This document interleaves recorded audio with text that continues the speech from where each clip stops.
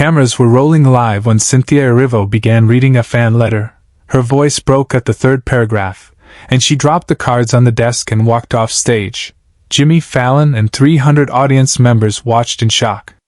The Tonight Show starring Jimmy Fallon. Studios 6A at Rockefeller Center. Wednesday night. Another celebrity interview. Another round of games and laughs. Another episode in the endless rhythm of late-night television. Cynthia Erivo was the guest. The Tony and Grammy-winning actress and singer, powerhouse performer, one of the most talented artists of her generation. She'd come to promote her latest project, and the interview had been going perfectly. Jimmy and Cynthia had great chemistry. The audience was loving it. Everything was exactly as it should be. Until the segment producer handed Jimmy a blue card during the commercial break. "Fan mail segment," the producer said quickly. "We got a letter specifically addressed to Cynthia." "Really beautiful. Thought it would be a nice moment." Jimmy glanced at the card. It was standard procedure. Occasionally they'd read fan letters on air, especially if they were particularly touching or funny. It made for good television. Human connection. Real emotion. "Sounds good," Jimmy said, tucking the card into his stack. They came back from commercial. Jimmy settled into his chair, Cynthia sitting across from him in the guest seat, smiling, relaxed. The audience applauded as they returned to air. "So, Cynthia," Jimmy began, his tone shifting slightly from comedic to sincere. "We got a letter. A fan wrote to the show specifically for you, and I thought maybe you'd want to read it." Cynthia's face lit up. "Oh, I love reading fan letters. They're always so sweet." Jimmy handed her the blue card with the letter printed on it. The camera zoomed in slightly as Cynthia adjusted her position, holding the card up to read. "Okay, let's see," she said, smiling. "Dear Cynthia." She began to read. Her voice was warm, professional, exactly what you'd expect from someone accustomed to performing. The audience listened quietly, expecting something heartwarming and simple. "Dear Cynthia, my name is Sarah Mitchell. I'm writing this letter from hospice care in Cleveland, Ohio. I have stage 4 pancreatic cancer, and my doctors have told me I have about 3 weeks left to live." Cynthia's smile faltered slightly, but she kept reading, her voice steady. "I'm 32 years old. I have a 6-year-old daughter named Emma who loves to sing. She doesn't fully understand what's happening to me yet, and I don't know how to explain to her that Mommy isn't going to get better." The studio had gone completely quiet. This wasn't the usual fan letter. The audience sensed it immediately, the shift in tone, the weight of the words. Jimmy's expression changed from casual interest to concerned attention. Cynthia continued, her voice beginning to waver slightly. 3 years ago, I took Emma to see you in The Color Purple on Broadway. It was the first Broadway show she'd ever seen. She sat in my lap the entire time, completely mesmerized. When you sang I'm Here, something happened to her. She turned to me with tears in her eyes and said, Mommy, she's singing about being strong. Cynthia's hands started to tremble. She paused for just a second, then pushed forward. After the show, Emma decided she wanted to be a singer. She wanted to be like you. For 3 years, she's been singing that song, I'm Here, every single day. When I got my diagnosis last year, and the treatments weren't working, and I started getting sicker, Emma would come into my room and sing it to me. Jimmy stopped mid-gesture. The entire studio froze. Cynthia's voice cracked. She looked up from the card, her eyes filling with tears, then forced herself to keep reading. I'm here, Cynthia read, her voice now barely above a whisper. She would sing it to me like it was a prayer. Like if she sang it loud enough, I would stay. A tear rolled down Cynthia's cheek. She wiped it away quickly, trying to maintain composure, but her hands were shaking so badly the card was trembling. Cynthia, I'm not going to be here much longer. But Emma will be. And she's going to grow up without her mother. She's going to have questions I can't answer. She's going to have moments I can't be there for. And I need her to know, I need her to understand, that being here, being present, being strong, that's everything. Cynthia stopped reading. She looked at the card, then at Jimmy, then back at the card. The weight of what she was reading, the reality of this woman dying, this little girl losing her mother, had become too much. I don't. Cynthia started, her voice breaking completely. I can't. She stood up abruptly. The blue card fell from her hands onto Jimmy's desk. She put one hand over her mouth, tears now streaming freely down her face, and turned away from the cameras. The studio was in complete silence. 300 people watching, not sure what was happening, not sure if this was part of the show or something real breaking through. Cynthia took 2 steps toward stage left. Toward the wings, toward privacy, toward anywhere but under these lights with these cameras and this impossible letter. Jimmy stood up immediately. His blue note card scattered across his desk. His comedic persona, the one he wore so effortlessly every night, vanished completely. Cynthia, he called out, his voice gentle but urgent. Wait. Please. She stopped but didn't turn around. Her shoulders were shaking. The audience could see her crying, even from behind. Jimmy looked at his director in the control booth, then at the audience, then at Questlove and the Roots, who had stopped playing completely. Everyone was watching this moment unfold, this collision between entertainment and devastating reality. Cut to commercial, Jimmy said quietly to the stage manager.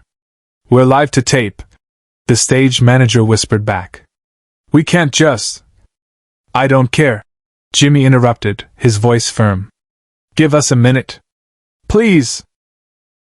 The stage manager nodded and signaled to the control booth. The on-air light clicked off. They were no longer broadcasting, technically.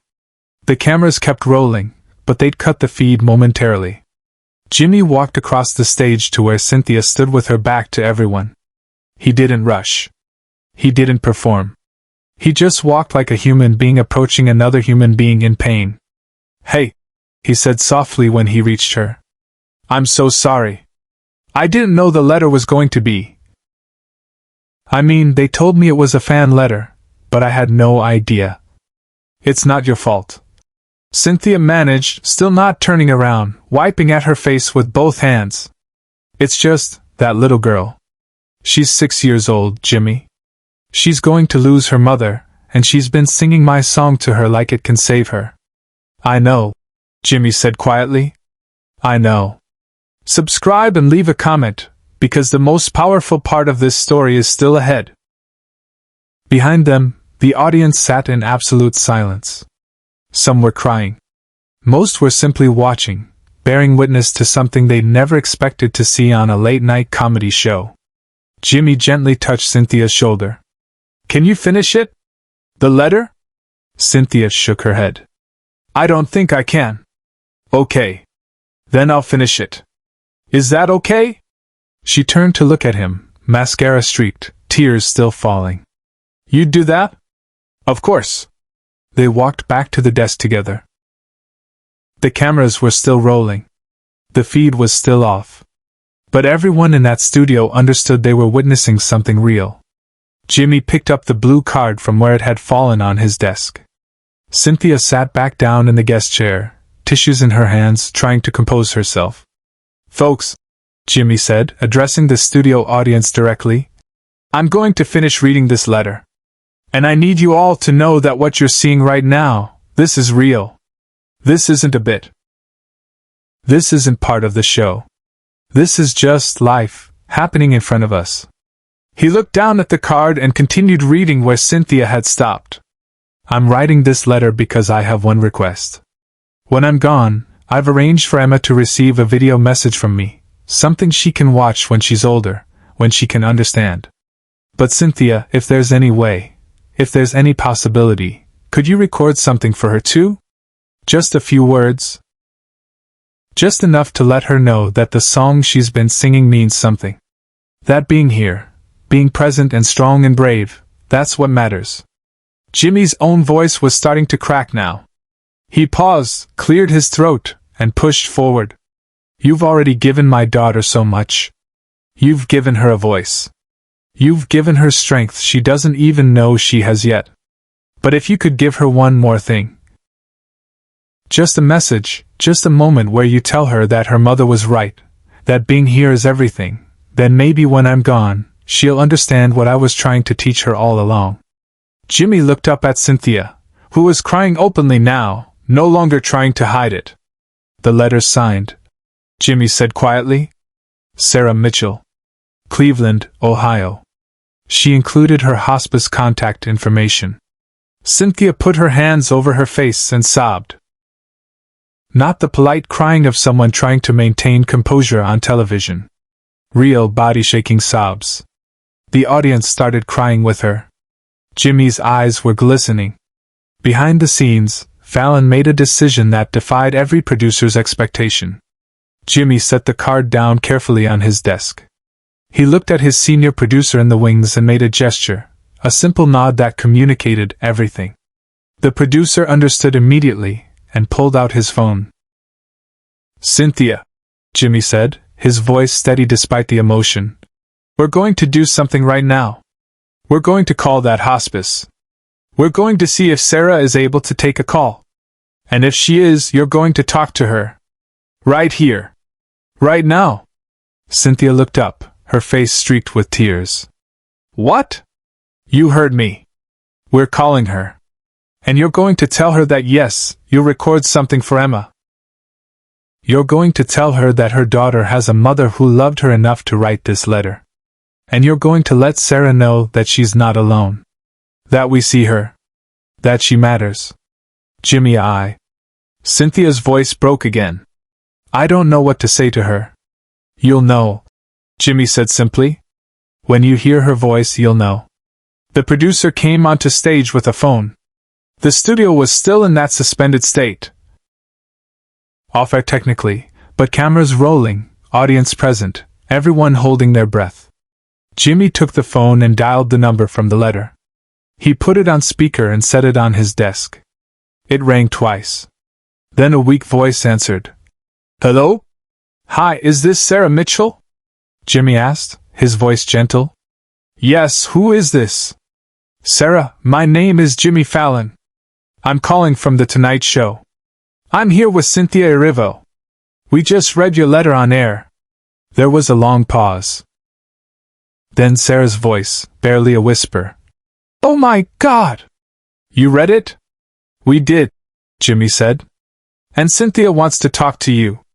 He slid the phone towards Cynthia, who stared at it for a moment before leaning forward. "Sarah?"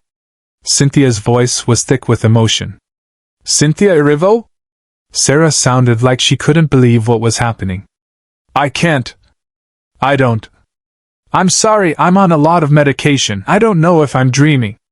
"You're not dreaming," Cynthia said, smiling through her tears. "I'm here. I'm really here. And I want you to know that yes, I will record something for Emma. I will tell her everything you want her to know. About being strong. About being here. About having a mother who loved her so much that she wrote to a stranger asking for help." Sarah started crying on the other end of the line.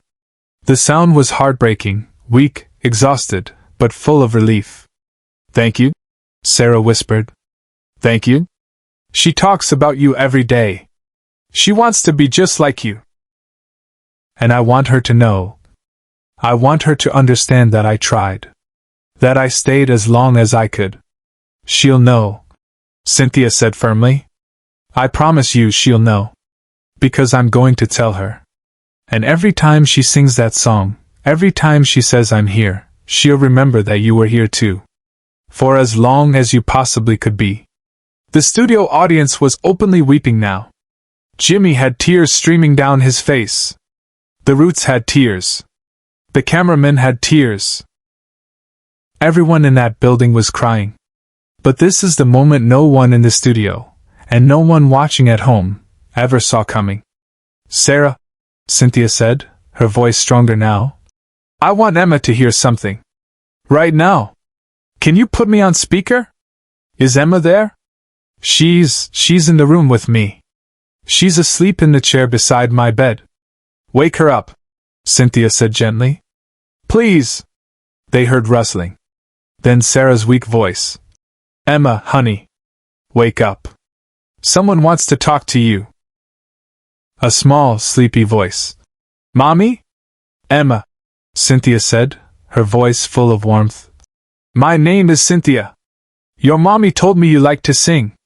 Silence. Then, You're the lady from the show. The one who sings I'm Here. That's me, sweetheart. And I heard you've been singing it to your mommy. I sing it every day. So she'll stay. Cynthia's face crumpled, but her voice stayed strong. Emma, I want you to keep singing. Every single day. Because that song? It's about being brave. And your mommy is the bravest person I've ever heard of. Then Cynthia began to sing. Right there, on Jimmy's desk, over a phone, to a dying woman and her 6-year-old daughter in a hospice room in Cleveland. I'm here. I'm here. The studio was silent except for her voice. The audience stood slowly, tears streaming, as Cynthia sang for Sarah and Emma. When she finished, Emma's small voice came through. That was beautiful. You're beautiful, Cynthia whispered. Both of you. Share and subscribe. Make sure this story is never forgotten. Sarah Mitchell died 11 days later. But before she did, Cynthia recorded a 20-minute video message for Emma, telling her about strength, about love, about mothers who stay as long as they can. Jimmy never aired the phone call. He kept it private, a moment too sacred for television. But he framed the letter and hung it in his dressing room. And every year on the anniversary of that episode, Cynthia calls Emma. They talk. They sing. Because some promises are forever.